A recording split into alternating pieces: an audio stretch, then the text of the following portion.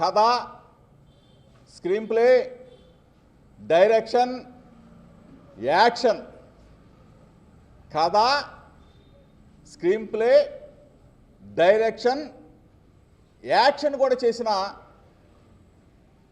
SIT chief Nara Chandrababu నాయుడికి పాత్రికేయ మిత్రుల ద్వారా ముందుగా ధన్యవాదాలు చెప్తా ఉన్నా. ఎందుకంటే గత వారం రోజులుగా కల్తీ మద్యం కేసులో, నకిలీ మద్యం కుంభకోణం కేసులో వైఎస్ఆర్ కాంగ్రెస్ పార్టీ తరఫున, మా అందరి తరఫున, నా తరఫున కూడా